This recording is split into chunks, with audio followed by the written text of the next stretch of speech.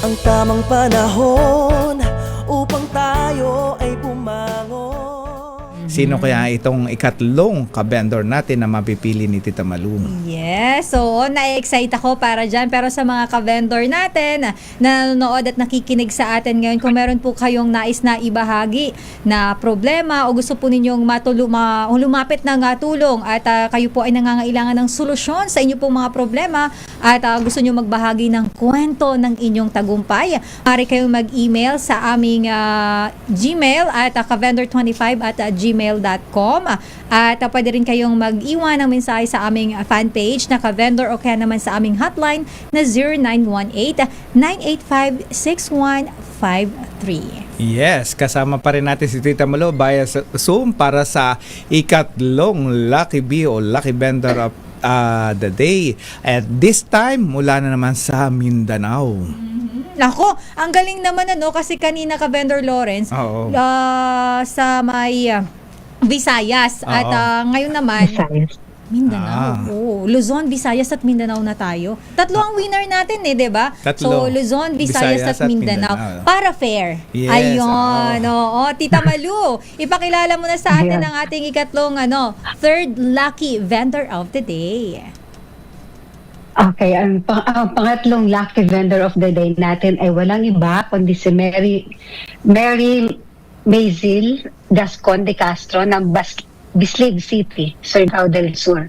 Si Mary isang nanay na may 2 anak, may tindahan si Mary noon. Pero sa hindi inaasahang pagkakataon, napilitan siyang isara matapos maubusan ng puhunan. Medyo malaki na kasi ang kailangan niya para sa kanyang anak na may sakit. Pero dahil sa isang uliran siyang mapagmahal ina, may sorpresa tayo sa kanya, may cash prize na pwedeng idagdag puhunan na para mabuksan niya uli yung kanyang tindahan. And of course, may t-shirt at apron din tayo galing sa ka-vendor. Iyan, sa pagkakataong ito, makakausap natin sa linya ng telepono si Mary Maisel de Castro live sa Mindanao. Magandang gabi sa iyo, Mary. Hello po, magandang gabi din po sa inyo. Ano bang kailangan mo? Puhunan o ano? Opo, kasi sa ngayon po talaga, na parating nagkakasakit yung anak ko, tapos halos wala na pong laman yung tindahan ko. Kasi ang ginagawa ko na lang po sa ngayon ay yung nagsa-sideline na lang po ako, nagluluto ng mga ulam, at saka yung mga quick at yung sa online na lang po, yun na lang pong ginagawa ko para may pagkukunan din kami kasi yung papa din niya, wala din po kasi permanent na trabaho. Oo. Ano ba dati ang tinitinda mo sa tindahan? Sari-sari store po. Sa ngayon po, nagbibenta din po ako ng yung quick, yung mga ulam. Kailan ba ito nasara yung tindahan? Kailan nasara? Last year lang po kasi nasara yung tindahan ko kasi pabalik-balik lang din po kasi kami sa Davao kasi operahan po talaga yung anak ko, hindi pa po kasi talaga siya na operahan kasi kailangan po talaga namin ng malaki-laki din pera, kaya ganun parati na lang po siya nagkakasakit kaya hindi po talaga kami nakakaipon. Ano ba yung sakit ng iyong anak? Matanong ko lang. Sakit sa puso, sensitive po talaga siya hanggang ngayon parati na lang po siya nahihirapan, nagkalalagnat, ganun po. So saan siyang ospital? Kasi andyan nga bilang si Tita Malu ay kaarawan niya ngayon, gagawa kami ng pamamaraan kung paano makakatulong doon sa operasyon ng iyong anak. Kasi hindi lang sa kami nga, sinasabi ko nga, ang vendor o ang ka-vendor ay boses ng maninindang Pilipino. So ngayon may sakit hahanap kami ng pamamaraan para makatulong. Oo, na maoperahan ng iyong anak. Saan bang ospital? Sa SPMC po, pero sa yung government po sa amin, yung conditional na sila po yung mag-sponsor para sa anak ko.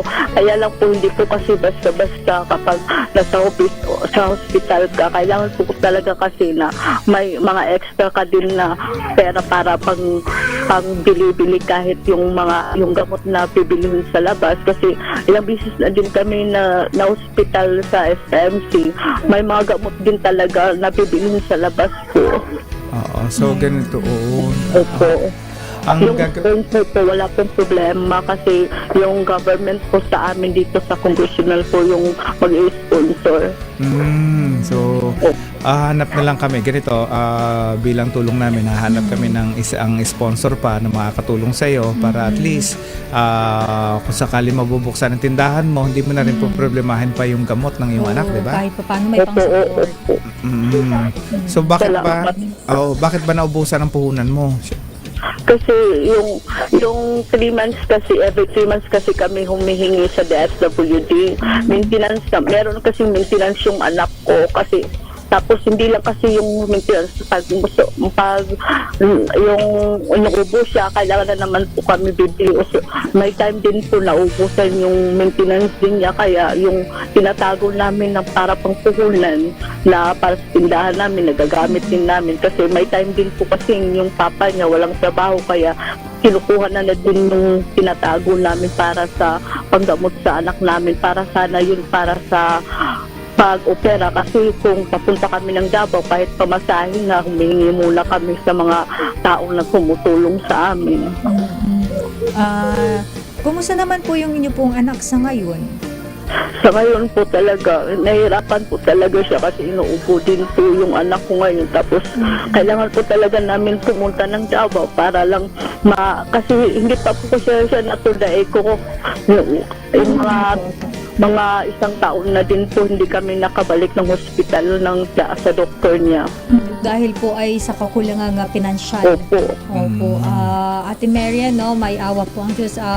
At nandito naman po ang ka-vendor at gagawa po ng paraan para matulungan po kayo, lalo na po sa pagpapagamot po sa inyong anak.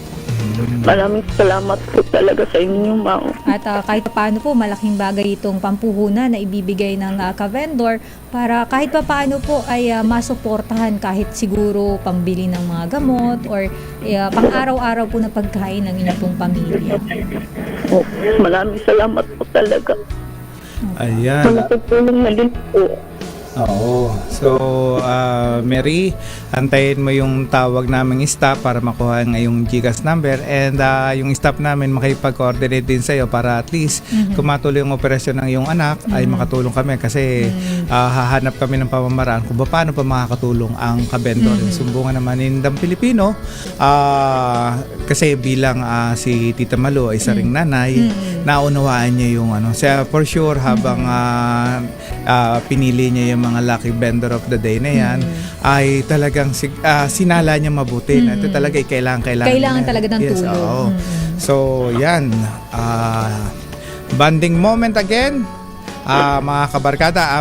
Mary, maraming salamat sa iyo, ha. Po kay Ma'am Malu, salamat po talaga. Ayan, siyempre, bonding moment again, mga magbabarkada, magkakatropa, buong pamilya at mga kabentor. Happy ang pagkikita kapag may San Miguel flavored beer. Make life sweet, 38 pesos SRP per bottle. Paalala lang mga kabendor, drink responsibly.